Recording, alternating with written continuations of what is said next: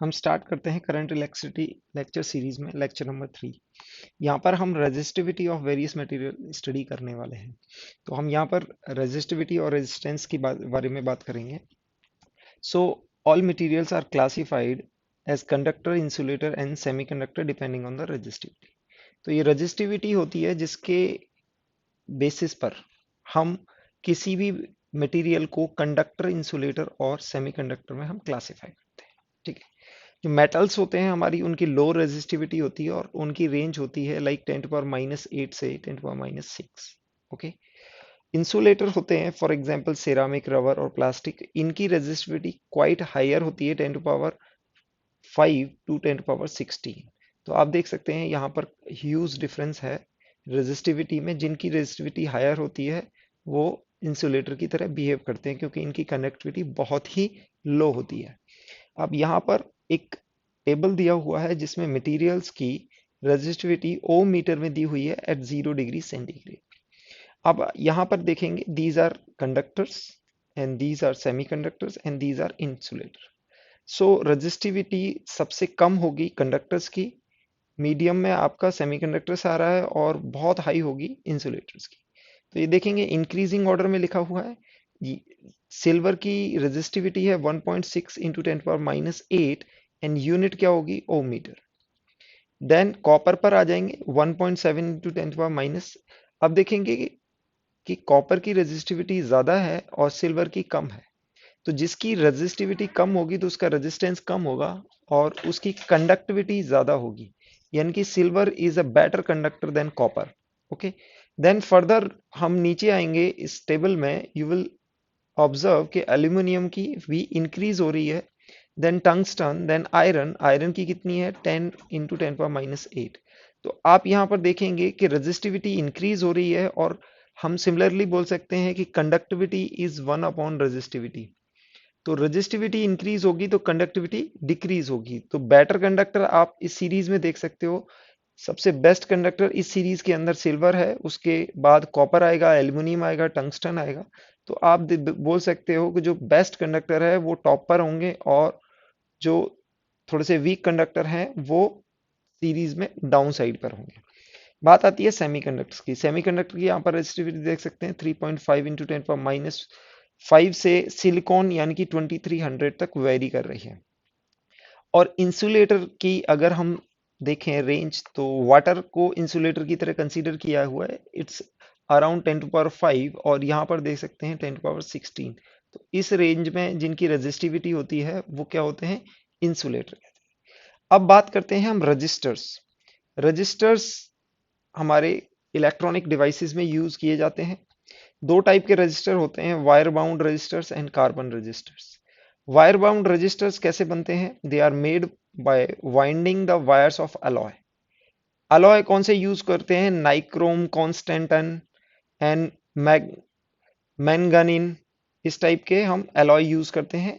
They are used in wire bound resistors. इनकी resistivity क्या होती है, it is insensitive to the temperature, यानी कि अगर उसका टेम्परेचर भी इंक्रीज होता है तो रेजिस्टिविटी इनकी चेंज नहीं होती है और इनकी रेजिस्टेंस रेंज क्या होती है, 0.1 से ओम से लेके फ्यू हंड्रेड ओम्स तक होती है। दूसरे होते हैं carbon resistor. They are very frequently used and they are made of carbon. They are very compact, very small in size, and they are inexpensive as well. So that's why, due to their size and their cost, they are very extensively used in the electronic circuits, and their resistivity is quite on the higher side. So because they are small in size, इनका size बहुत छोटा होता है, तो उन पर उनकी value हम प्रिंट करने के बजाय क्या करते हैं, कलर कोड के थ्रू रिप्रेजेंट करते हैं। तो कलर कोड बच्चों ये काफी इंपॉर्टेंट है, नीट जेई में इस पर डायरेक्ट क्वेश्चन आते हैं और ये फैक्ट बेस्ड है, ये आपको सीरीज याद होनी चाहिए। देखो, ब्लैक कलर है वो जीरो को रिप्रेजेंट करेगा, अगर कहीं पर ब्लैक कलर की स्ट्रिप आई तो वो जीरो को रिप्रेजेंट करेगी।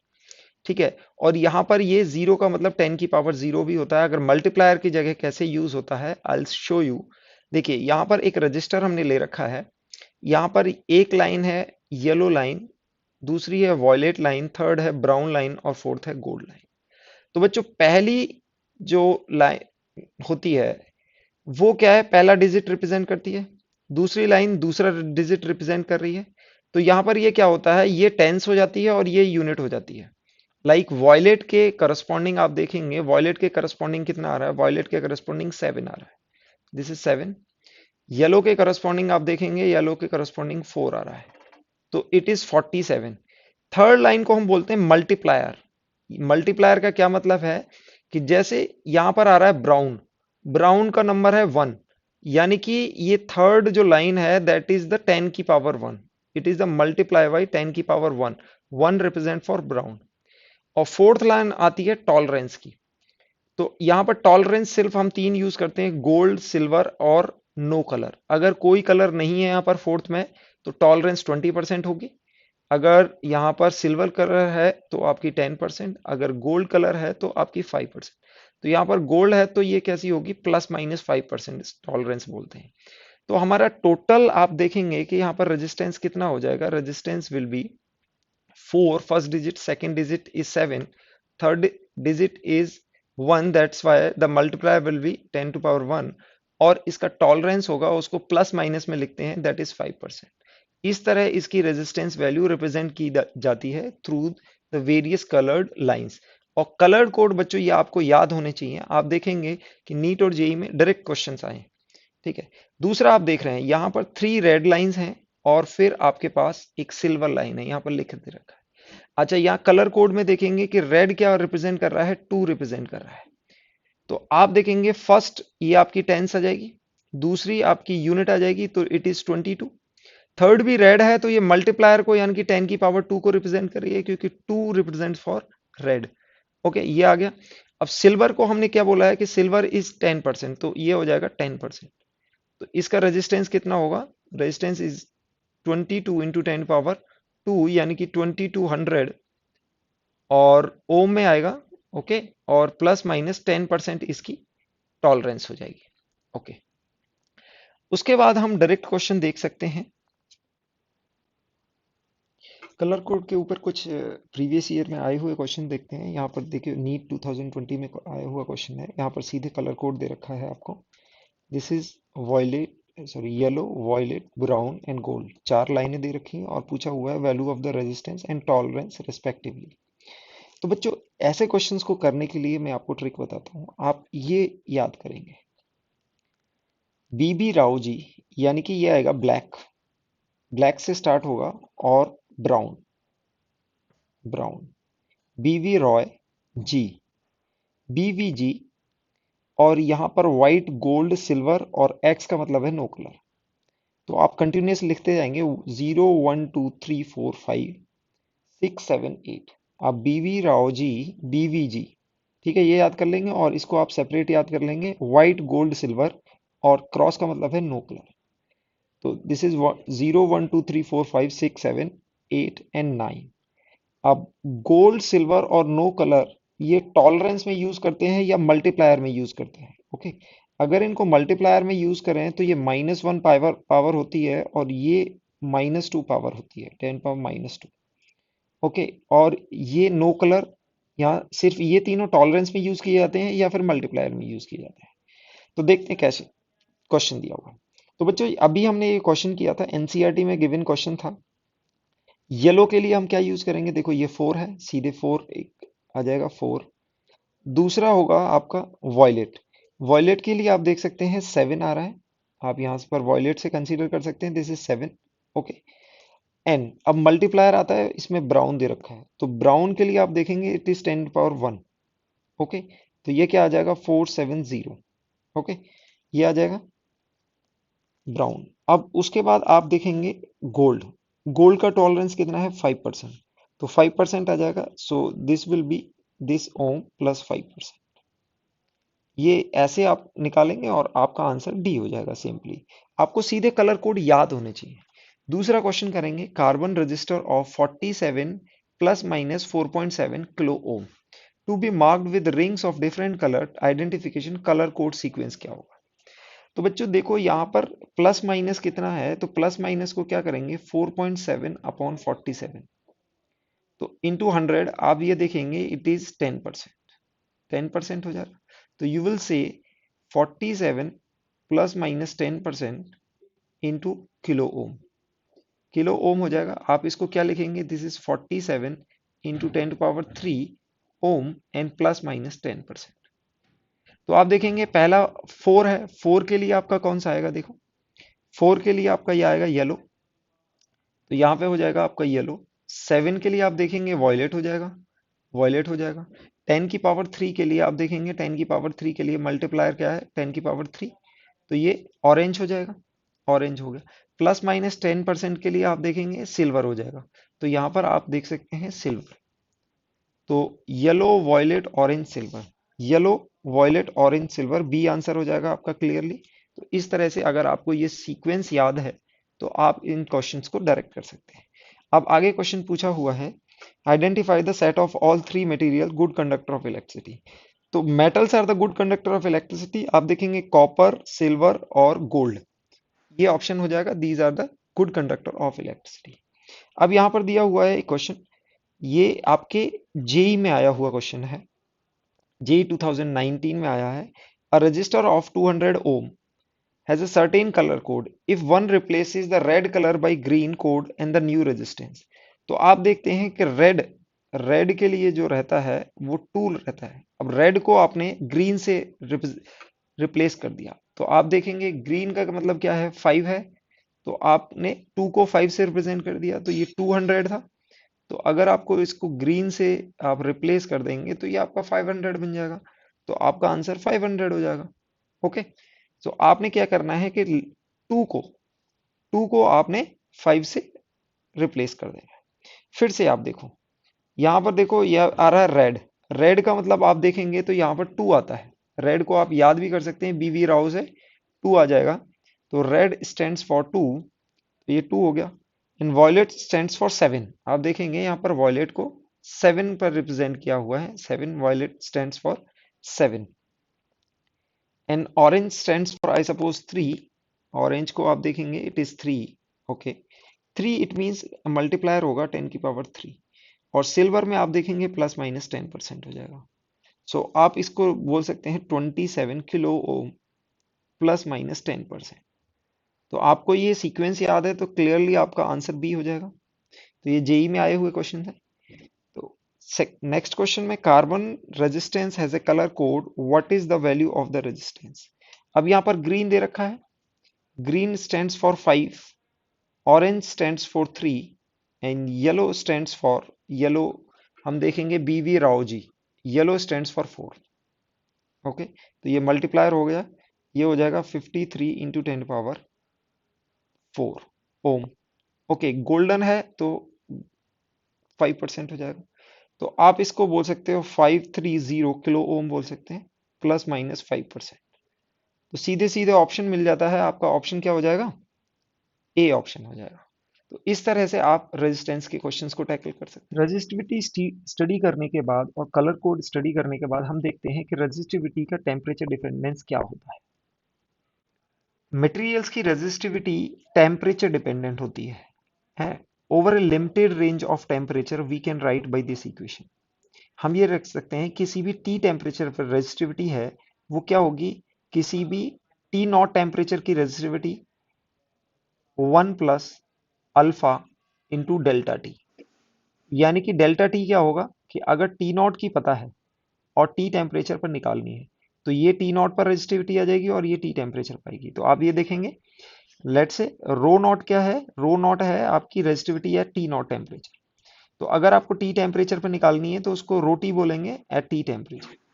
ओके, तो rho T will be given as rho not at T not temperature 1 plus alpha T minus T not. यानी कि आपने टेम्परेचर राइज कितना किया है, टी माइनस टी नॉट आपका टेम्परेचर राइज है, और इसको बोलते हैं कोफिशिएंट ऑफ रेजिस्टिविटी। अल्फा को is called coefficient of resistivity. Okay, alpha की अगर डायमेंशन की बात करें तो ये टेम्परेचर इनवर्स है, आप के इनवर्स भी लिख सकते हैं।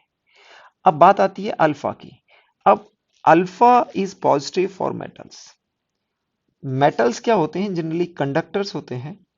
कंडक्टर्स के लिए अल्फा पॉजिटिव होता है, यानी कि resistivity increase if you increase the temperature, delta T अगर पॉजिटिव होगा, इफ यू इंक्रीज यानी कि टेम्परेचर को इंक्रीज करोगे तो डेल्टा टी पॉजिटिव होगा, और अल्फा भी पॉजिटिव है, तो आपकी total resistivity will be greater than rho not, यानी कि किसी भी टेम्परेचर पर रेजिस्टिविटी इंक्रीज होगी if you increase the temperature, resistivity increases if you increase the temperature, ये मतलब है आपके अल्फा पॉजिटिव का। दूसरा होता है अल्फा नेगेटिव फॉर सेमीकंडक्टर्स। अगर सेमीकंडक्टर्स की बात करें तो अल्फा नेगेटिव होगा, यानी कि ये टर्म नेगेटिव होगा तो आपकी resistivity decreases if temperature increases, ये बिहेवियर होता है सेमीकंडक्टर्स का। यहाँ पर हम ग्राफ के थ्रू देख सकते हैं कि आपका ये टेम्परेचर है और ये रेजिस्टिविटी है, तो जैसे जैसे टेम्परेचर इंक्रीज कर रहा है it is linear proportion, okay, linear very कर रहा है, ओके। दूसरा, आप यहाँ सेमीकंडक्टर का ग्राफ अगर देखेंगे, सेमीकंडक्टर के ग्राफ में आप देखेंगे लीनियरली डिक्रीज भी नहीं कर रहा है, तो अगर छोटी रेंज के लिए देखेंगे you can consider it straight line, तो यहाँ पर क्या होता है, नॉन लीनियरली डिक्रीज कर रही है रेजिस्टिविटी, जैसे जैसे टेम्परेचर इंक्रीज करते जाओगे आपकी रेजिस्टिविटी डिक्रीज करती जाएगी। सो इसके बाद आती है रेजिस्टिविटी को हम कोलिजन टाइम से रिलेट करते हैं। तो this is resistivity which is one upon conductivity which is m upon n e square into tau. Tau is the collision time, as you know, हमने स्टडी किया था टाउ क्या था, कोलिजन टाइम था। जब ड्रिफ्ट वेलोसिटी हमने consider करी थी तब हमने ये फॉर्मूला डेराइव किया था, तो tau is the collision time. अब ये देखो, अगर हम सेमीकंडक्टर्स की कंसीडर करते हैं और इंसुलेटर की करते हैं, तो this is the charge density. तो जब सेमीकंडक्टर हम पढ़ेंगे तो एक होता है वैलेंस बैंड और एक होता है कंडक्शन बैंड। जैसे ही हम सेमीकंडक्टर और इंसुलेटर की बात कर रहे हैं, तो इंसुलेटर और सेमीकंडक्टर में क्या होता है, वैलेंस बैंड से ये कंडक्शन बैंड में कुछ इलेक्ट्रॉन पहुंच जाते हैं, तो क्या होता है यहाँ पर जो फ्री इलेक्ट्रॉन्स होते हैं, that is the electron charge density, जो कंडक्शन बैंड में होती है या फिर अवेलेबल फॉर कंडक्शन होता है, वो क्या होता है, इंक्रीज हो जाता है। वो इंक्रीज हो जाता है if you increase the temperature. So n increases if you increase the temperature. तो एन इंक्रीज होने से क्या होता है कि रेजिस्टिविटी डिक्रीज होती है और कंडक्टिविटी बढ़ जाती है। But for conductors resistivity increases at temperature increases. उसका रीजन हमने बताया था, क्या होता है कि आपकी टेम्परेचर इंक्रीज करने से वीआरएमएस इंक्रीज हो जाती है और आपका कोलिजन टाइम डिक्रीज हो जाता है। कोलिजन टाइम ये डिक्रीज होने से क्या होगा, रेजिस्टिविटी आपका डिनोमिनेटर डिक्रीज हो जाएगा। अब किसी फ्रैक्शन में अगर डिनोमिनेटर को रिड्यूस कर दो तो टोटल फ्रैक्शन इंक्रीज हो जाता है, यानी कि ये आरएचएस में आपकी रेजिस्टिविटी लिखी हुई है, ये क्या होगी, इंक्रीज हो जाएगी। तो ये आपको याद रखना है कि सेमीकंडक्टर और इंसुलेटर के अंदर ये चीज, यानी कि charge density per unit, charge density that is electrons per unit volume increases with the temperature, that's why the resistivity decreases, आपका डिनोमिनेटर इंक्रीज हो जाता है, reason for decreasing the resistivity. लेकिन कंडक्टर्स के अंदर जो फ्री इलेक्ट्रॉन्स होते हैं वो ऑलरेडी बहुत ज्यादा क्वांटिटी में होते हैं, that is around 10 to power 28 we calculate in the last lecture, इस क्वांटिटी में होते हैं पर मीटर क्यूब में। तो इसको टेम्परेचर पर अगर इंक्रीज करते हैं तो इसमें ड्रास्टिक कोई ऐसा मेजर चेंज आता नहीं है। इनफैक्ट आपका क्या होता है कि टाउ डिक्रीज हो जाता है। टाउ डिक्रीज होने से क्या होता है कि आपका ये यहाँ पर डिनोमिनेटर, सॉरी, वीआरएमएस इंक्रीज हो जाता है, उससे टाउ डिक्रीज हो जाता है और उससे क्या होता है, कोलिजन टाइम डिक्रीज हो जाता है। कोलिजन टाइम डिक्रीज होने से रेजिस्टिविटी बढ़ जाती है। तो रेजिस्टेंस को हम, टोटल रेजिस्टेंस को हम लिख सकते हैं कि resistivity into length by area. Resistivity can be resistance of a material can be given as resistivity of the material into length divided by cross section area. So question में given है a resistance of wire R ohm, it is melted and stretched to n times of its original length then the new resistance। तो अगर हम किसी को melt करके different, यानी कि ये आपका वायर है, इसको आपने मेल्ट करके फिर उसको स्ट्रेच करके आपने इसको n टाइम्स बना दिया है। लेट से स्टार्टिंग में इसकी लेंथ L थी और it will become NL, okay. So we can consider कि जो मटेरियल है वो आपने सेम यूज किया है, then the volume of material will remain same. तो हम बोल सकते हैं कि volume initial equals to L into area and volume final V prime equals to NL into A prime, okay, and V is V prime, यानी कि volume change नहीं हुआ है, तो हम बोल सकते हैं L into A which is equal to V, which is equal to V prime, that is N times L। आपने लेंथ को इंक्रीज कर दिया है N times, and this is area. Okay, now you will get, आप इनको और इसको compare करेंगे, this is L into A equal to N times L into A prime, then you will get उसका एरिया है वो N टाइम्स रिड्यूस हो जाएगा। Okay, area will reduce by n times. So resistance is proportional to, you can say resistance is given by L by A. Okay, so resistance is proportional to length over area. So we can say R1 over R2 equals to L1 over L2 and A1 over A2, इस तरह से होगा। तो आप इसको solve करेंगे, this is R1 and R2, okay, L1। अब आपने L2 को क्या किया है, n टाइम्स ऑफ L1 कर दिया है, और एरिया इनिशियली A1 था और फाइनली क्या हो गया, A1 बाई N हो गया। ओके, तो आप यहां देखेंगे कि A1 A1 कैंसिल हो गया। ओके, और L1 L1 कैंसिल हो गया। So you can say that R1 equals to R2 by N square. Okay, यहाँ पर आप देखेंगे तो ये N स्क्वायर आ जाएगा, तो you will get R2 equals to N square R। आप इसको फॉर्मूला एज ए फॉर्मूला भी याद कर सकते हैं कि अगर किसी की लेंथ को n टाइम्स इंक्रीज किया जाए तो उसका resistance n square times increase हो जाएगा। तो यहां पर आपका आंसर आ जाएगा finally n square r। Second question में दिया गया है कि उसका रेजिस्टेंस 4 ओम है, it is stretch twice. Similar concept पे क्वेश्चन है, यानी कि अब आपने n की वैल्यू 2 रखनी है, आपने l को अब 2l रख दिया है, तो आपका रेजिस्टेंस क्या होगा, 2 स्क्वायर आर हो जाएगा। तो आप सिंपली लिख सकते हो इट विल बी 4r, और इनिशियली आर की वैल्यू आपको 4 ओम दे रखी है, so this is 4r which is equal to 4 into 4 which is equal to 16 ohm. तो यहां पर आपकी रेजिस्टेंस की वैल्यू 16 ओम हो जाएगी। फर्दर आगे क्वेश्चन देखते हैं, यहां पर दिया हुआ है wire of certain material stretch slowly by 10%, the new resistance and specific resistance become respectively।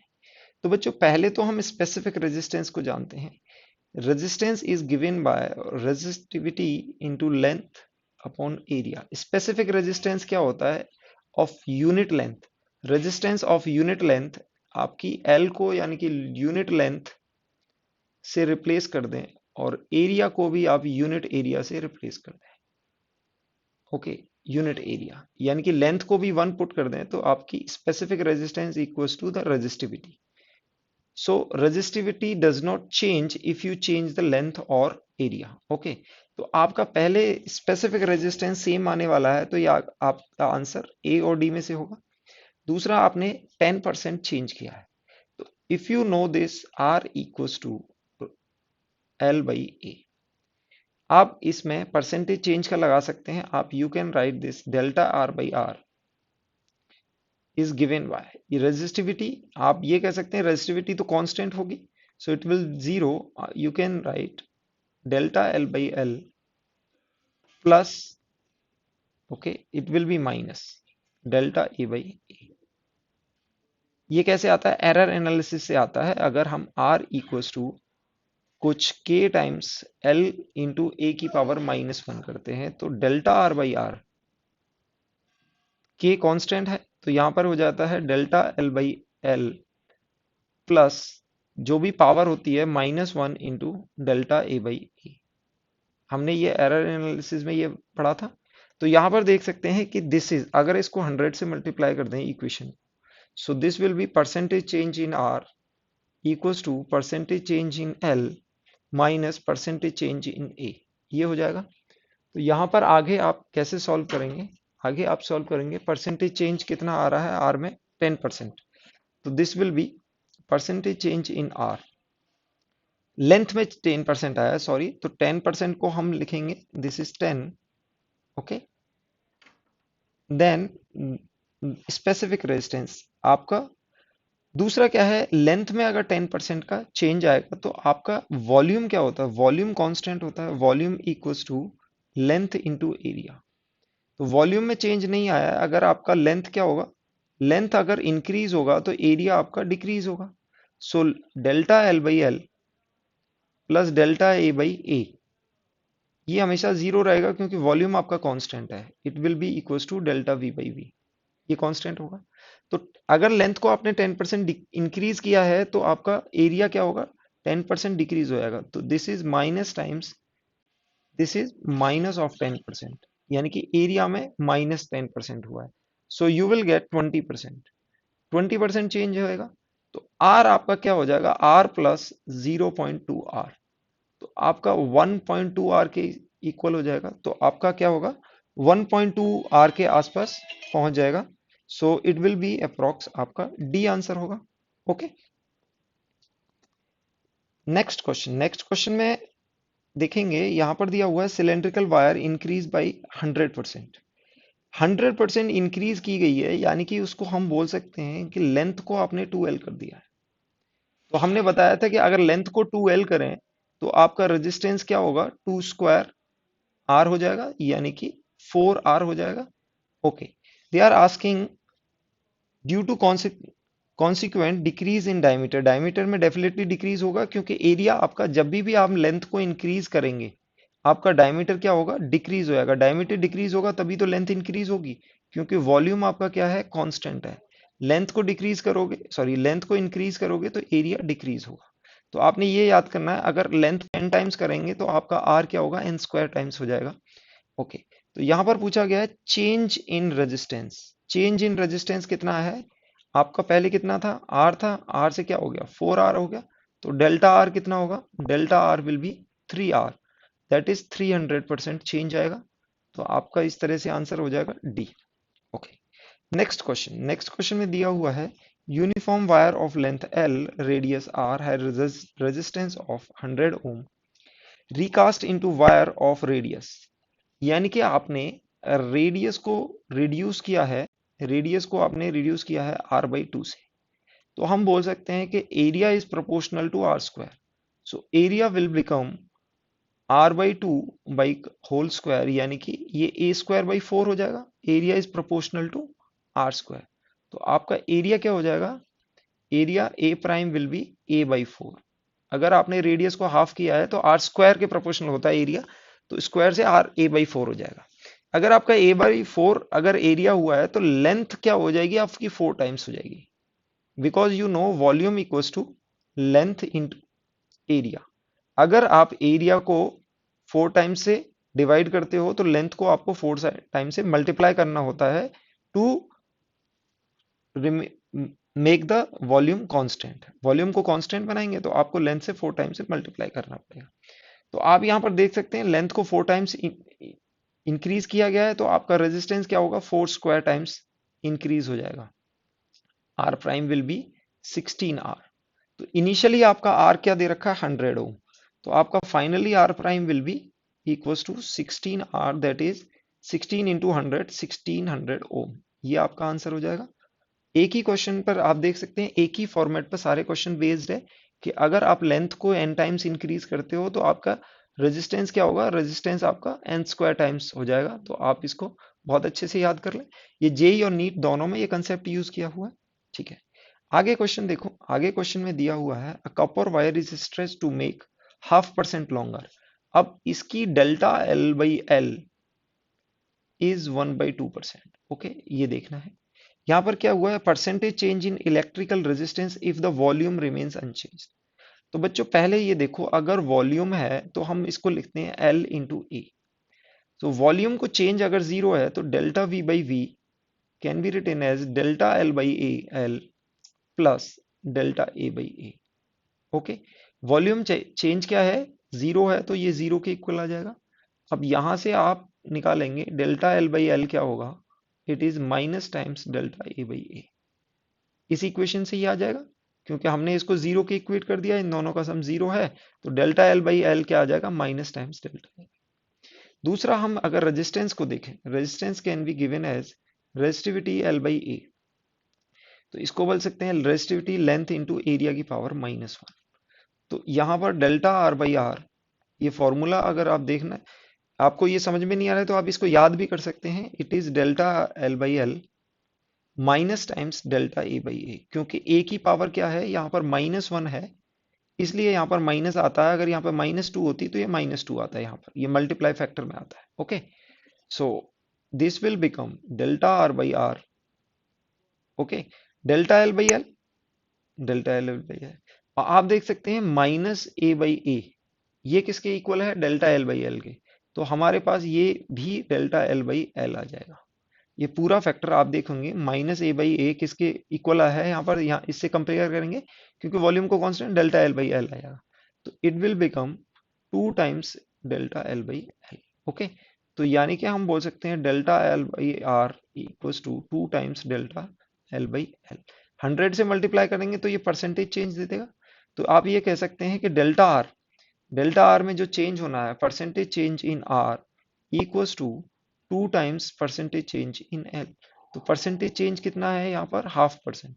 तो यहाँ पर टोटल कितना हो जाएगा? ये 1% हो जाएगा। तो योर आंसर विल बी 1%। आपके इलेक्ट्रिकल रेजिस्टेंस में 1% का चेंज आएगा। नेक्स्ट क्वेश्चन देखते हैं। नेक्स्ट क्वेश्चन में आपको दिया हुआ है, in an experiment the resistance of a material is plotted as a function of temperature as shown in the figure.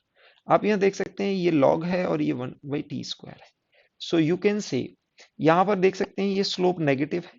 You can say ln, okay, this is resistance as a function of temperature, ln R equals to minus K into 1/t². Okay, so you can say that ln R equals to minus K/t², ये आ जाएगा। तो हम इसको बोल सकते हैं log R to the base E equals to minus K/t²। Okay, अब इसको R को आप निकालने जाएंगे, it will be e to the power minus K/t², इस तरह से आ जाएगा। तो आप ये देखेंगे कि इसमें R की वैल्यू, यानी कि इसको इंटीग्रेट करें, एक्चुअली ये आप R इक्वल्स टू यहाँ पर कुछ K फैक्टर आ जाएगा, ठीक है, e की power minus K/t²। Minus K/t² का फैक्टर आप यहाँ देख सकते हैं, ये बी ऑप्शन में ये -K/t² आ रहा है। एक्चुअली ये आपकी इक्वेशन बनने वाली है ln R equals to some constant, यानी कि a माइनस सम K/t²।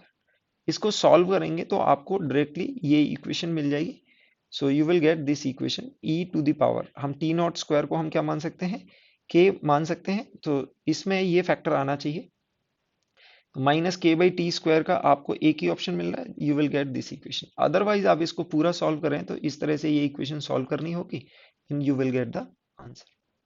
इसके बाद आती है हमारी इलेक्ट्रिकल एनर्जी और पावर। हम जानते हैं कि delta U can be written as work done by external energy, यानी कि यहाँ पर बैटरी हमारी वर्क कर रही होती है। जब भी एक कंडक्टर के अक्रॉस हम पोटेंशियल डिफरेंस क्रिएट करते हैं तो यहाँ पर क्या होता है कि चार्ज से पोटेंशियल डिक्रीज होता है। तो इसकी पोटेंशियल डिक्रीज कितना होता है? Q इंटू डेल्टा वी, जो भी चार्ज है।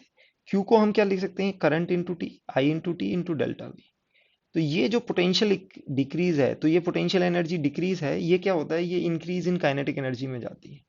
तो ये क्या होता है कि आपके इलेक्ट्रॉन की काइनेटिक एनर्जी इंक्रीज हो जाती है। इलेक्ट्रॉन की काइनेटिक एनर्जी फिर वो क्या होती है? कोलिजन के थ्रू वो हीट एनर्जी में डिसिपेट हो जाती है, that goes into the vibrational energy. So we can say that your electrical energy, kinetic energy और the heat energy can be given as H equals to I into T, that is the Q into delta V. आप इसको ऐसे भी लिख सकते हैं, I that is current into potential into T, इस तरह से लिख सकते हैं। और as we know V equals to I R according to the ohm's law. तो आप क्या कर सकते हैं कि यहाँ पर I को you can replace V as a I R, तो आपको H मिल जाएगा, हीट एनर्जी जनरेटेड या heat energy dissipated through a resistor R can be given as I² RT। तो यहाँ पर क्या है? I is the current, I is current, okay, R is the resistance of the wire, and T is the time. T is the time. Delta U is potential energy and W is the work. Okay. and Q is the charge, and delta V is the potential difference. Potential difference यहाँ पर होगा, तो heat energy को ऐसे लिख सकते हैं। और अगर हम पावर की बात करें, you can write d H by d t as well, d H by d t, and you will get V square by R equals to I square R, and which is again equals to V into I. So this is given as electrical power. इसकी unit होती है वाट, वाट में और kilowatt में इसको measure करते हैं। Okay, so let's see some few question over this concept. यहाँ पर एक क्वेश्चन दिया हुआ है, a charge flowing through the resistance R varies with time, Q is given as this, A and V are positive constant, then the heat produced। तो बच्चों यहाँ पर DH को हम लिख सकते हैं एक शॉर्ट इंटरवल ऑफ टाइम में जो आपकी हीट डिसिपेटेड होगी, that is I square R into D T. Okay, तो यहाँ पर हमें Q का फंक्शन दिया हुआ है, तो हम I को निकाल सकते हैं d q by d t, d q by d T. Okay, that is A minus two B into t. Okay, अब इसमें पूछा हुआ है total heat, total heat produce. तो आप देखेंगे कि T इक्वस टू जीरो पर, T इक्वस टू जीरो पर आपका क्या होगा कि Q जीरो है, Q जीरो है, तो देन आप अगर इसको देखेंगे, this is d H equals to I into I d T, okay, into R. तो आई डी टी आप देखेंगे this is will come out to be Q only, और टी इक्वल्स टू जीरो पे ये एच होगा। तो हम इसको इंटीग्रेट करेंगे कहाँ तक, टी इक्वल्स टू जीरो से, जब आपका आई जीरो है, यानी कि करंट अगर जीरो होगा तो आप देखेंगे करंट जीरो है तो आपकी हीट डिसिपेटेड जीरो हो जाएगी। तो यहाँ पर आप देखेंगे you will get A minus two B T equals to zero, तो टाइम की वैल्यू आएगी A by two B. Okay, आप टी की लिमिट आपकी जाएंगी, टी की limit zero to A by two B, ये टाइम की लिमिट जाएगी।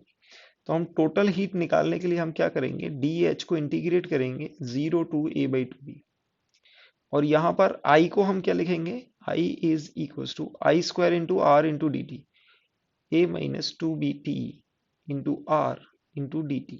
ओके, इसका होल स्क्वायर आएगा, इसको इंटीग्रेट करेंगे zero to A by two B. Okay, आप इंटीग्रेट करेंगे, इंटीग्रेट करके आप इसमें क्या डालेंगे, टी की वैल्यू आप ए बाई टू बी डालेंगे। आप इसको ओपन करके इंटीग्रेट कर सकते हैं, सिंपली इंटीग्रेट करके आप वैल्यू डालेंगे and you will get answer A Q by R upon six B. तो आपको आंसर सी मिल जाएगा, इसको थोड़ा सा एक्सपेंड करके इसमें वैल्यू डाल के, और ये सीधे आपको you will get this answer C. Next question में दिया हुआ है two cities are 150 kilometre apart, यहाँ पर 150 किलोमीटर अपार्ट है। Electric power is sent from one city to another city through copper wire, the fall of potential per kilometre, यानी कि 1 kilometre wire के स्ट्रेच में आपको दिया हुआ है कि यहाँ पर delta V is 8 volt. Okay, good. Then average power, average resistance per kilometre, और रेजिस्टेंस दिया हुआ है 1 किलोमीटर का 0.5 ohm per kilometre. Okay, then average power loss. तो हम क्या करेंगे कि यहाँ पर पावर ऑफ 1 किलोमीटर, अगर 1 किलोमीटर की पावर लॉस बोलें, so we can write that is delta V whole square by are.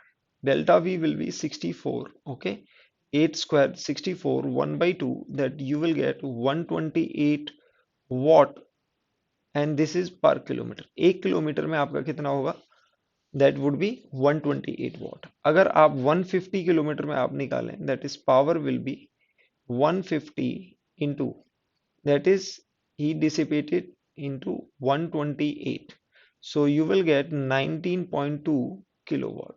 so आपको आंसर मिल जाएगा बी।